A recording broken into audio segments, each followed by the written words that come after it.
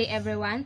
Today I'm going to teach you how to identify if the t-value lies in the non-rejection region or in the rejection region. Okay, let's start. Our first example is critical t-value of 1.687, computed t-value of 1.3. First is we need to sketch the critical t-value, which is 1.687.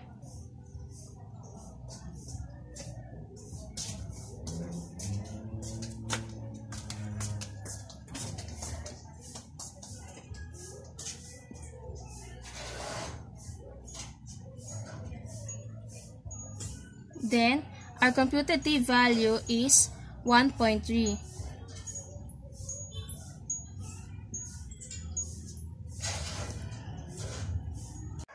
Pagkatapos ating i-sketch, labelan na natin siya. Kita nyo naman, ang ating shaded part ay ang ating rejection region. At ang non-rejection region naman ay yung parte na hindi natin shinadan.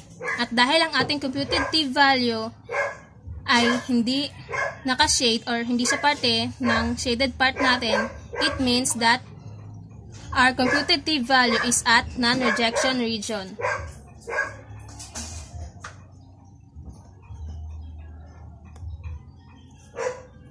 Okay, for our next example is critical t-value of negative 1.354. We need to sketch it first.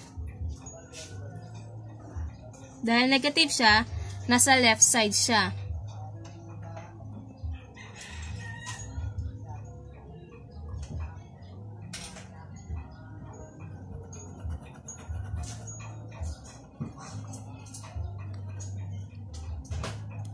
And our computed t-value is negative 1.987.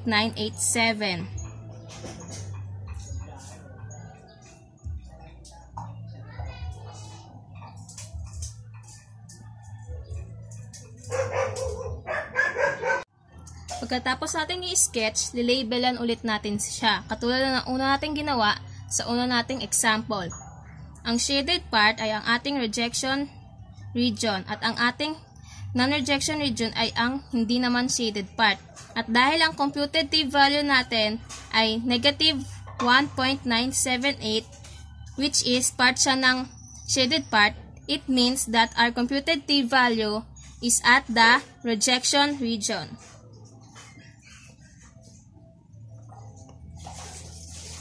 And lastly, our third example is critical t-value of 1.697.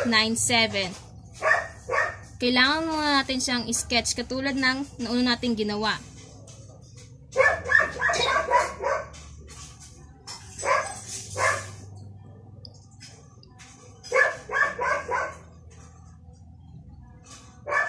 And our computed t-value of 2.10.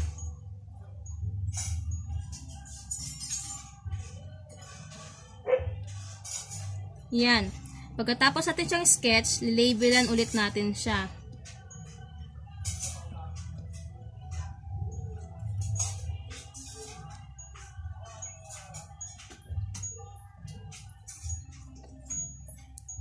Ayan.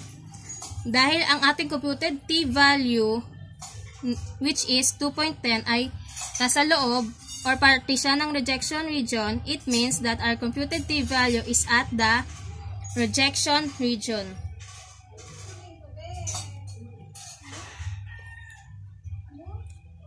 Ayan, tapusan natin ang ating example upang malaman or ma-identify natin kung ang ating t-value ay non-rejection or in the rejection region.